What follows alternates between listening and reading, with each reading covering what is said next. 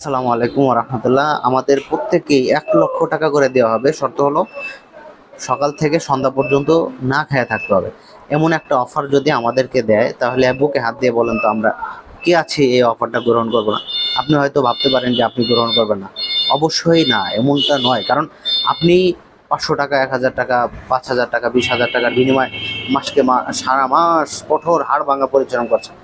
অথচ আল্লাহ তাআলা আমাদেরকে এর থেকে হাজার হাজার কোটি কোটি গুণ বৃদ্ধি করে আমাদেরকে একটা বিশাল অফার দিয়ে রেখেছেন। আমরা এখন মহররম মাস অতিক্রম করছি, যে মাসের মধ্যে 10-এ মহররম মানে আশুরার রোজা যেটাকে আমরা বলি। যদি কেউ এই রোজাটা রাখে, বিশ্বনবী সাল্লাল্লাহু আলাইহি ওয়াসাল্লাম বলেছেন আল্লাহ তাআলা তার পিছনের 1 বছরের গুনাহ আল্লাহ মাফ করে দেন। আল্লাহু আকবার! কত বড় মহৎ একটা গুরুত্বপূর্ণ সওয়াবের কাজ, যেটা আমরা কি এমন হয়ে গেছি যার বিনিময়ে আমরা এই সমস্ত অফারগুলো গ্রহণ করছি না? আমরা জান্নাতের সার্টিফিকেট পেয়ে গিয়েছি, আমরা মরার সাথে সাথে বিনা হিসেবে জান্নাত পাবো, এমনকি আমাদেরকে কেউ বলে দিয়ে গেছে। অথচ সাহাবায়ে কেরাম এমন ছিলেন যাদের ব্যাপারে জান্নাতের সুসংবাদ দিয়েছেন, এরপরও তেনারা সব সময়ের জন্য চিন্তায় বিভোর থাকতেন। এমনও কথা বের করতেন যে যদি আমি পশু হইতাম। যাদের ব্যাপারে জান্নাতের সার্টিফিকেট দিয়ে দিয়েছিলেন, তারাও আফসোস করতেন যে যদি আমি পশু হইতাম তাহলে আমার কোনো হিসাব থাকতো না। অথচ আমরা দুনিয়ার ভালোবাসায়, দুনিয়ার লোভে এমন হয়ে গিয়েছি যে আমরা জান্নাত তো থাক দূরের কথা, মরার কথাটাও আমাদের কখনোই মনে ভাসতেছে না।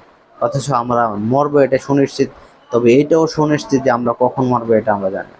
মানে আমাদের মৃত্যুটা সবসময় হাতের মুঠোর ভিতরে, এরপরেও আমরা আমাদের নিজেদেরকে পরিবর্তনে আনতে পারছি না। এজন্য আসুন আমরা এই মহররম মাসের এই 10-এ মহররমের রোজাটা রাখবো। 10-এ মহররমের সাথে 9-এ মহররমের রোজাটা, অথবা 9-এ যদি না পারি তাহলে 11 মহররম এই রোজা, 2টা রোজা মিলে রাখবো। যেহেতু এই দিনে ইহুদিরা রোজা রাখে, এই জন্য আমরা ওদের থেকে ব্যতিক্রমের কারণে আমরা 2টা রোজা রাখবো। যেমনটা বিশ্বনবী সাল্লাল্লাহু আলাইহি ওয়াসাল্লাম বলেছেন যে আমি আগামী বছর যদি বেঁচে থাকি তাহলে 9 মহররম এবং 10 2টা রোজা রাখবো। এজন্য 9 মহররমটা উত্তম, এবং 11 রাখলেও সমস্যা নেই। আমরা সকলেই চেষ্টা করব 9 এবং 10, অথবা 10-11 2টা রোজা এই মাসে রাখার জন্য। তাহলে দুনিয়া এবং আখেরাত উভয় জায়গায় আল্লাহ তাআলা আমাদেরকে কল্যাণ দান করবেন।